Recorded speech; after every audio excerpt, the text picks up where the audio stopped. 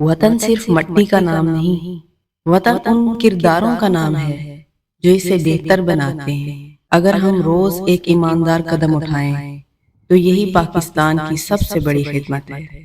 ہم اکثر کہتے ہیں کہ ہمارا ملک بدلنا چاہیے، لیکن ملک خود نہیں بدلتا، ملک کو بدلنے والے لوگ ہوتے ہیں، اور لوگ اس دن بدلتے ہیں جب وہ دوسروں کو نہیں، خود کو بدلنے کا فیصلہ کرتے ہیں۔ سوچئے، اگر ایک طالب علم امتحان میں نقل نہ کرے، ایک دکاندار ناپ تول میں کمی نہ کرے، ایک ڈرائیور ٹریفک قوانین کی پابندی کرے، ایک سرکاری ملازم اپنی ذمہ داری ایمانداری سے نبھائے، اور ہم میں سے ہر شخص اپنا کام دیانتداری سے کرے، تو کیا یہ پاکستان سے محبت نہیں؟ 14 اگست ہمیں صرف آزادی کی خوشی نہیں دیتا، بلکہ ایک سوال بھی دیتا ہے کہ ہم نے اپنے وطن کے لیے کیا کیا۔ شاید ہم بڑے بڑے کام نہ کر سکیں، لیکن ایک چھوٹا سا کام تو ضرور کر سکتے ہیں۔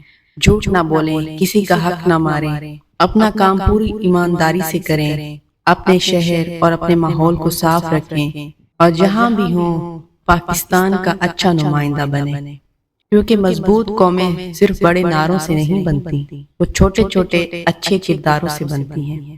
اس 14 اگست پر صرف جشن نہ منائیں، بلکہ خود سے ایک وعدہ بھی کریں کہ ہم ہر دن اپنے وطن کے لیے ایک اچھا انسان بننے کی کوشش کریں گے۔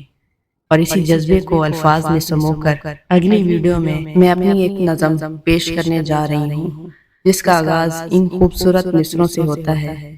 یہ پیارا وطن ہمارا جنت کی ایک جھلک ہے، اس کی حسین دھرتی اس کا حسین فلک ہے۔ انشاءاللہ اگلی ویڈیو ضرور دیکھیے گا۔ پاکستان زندہ باد۔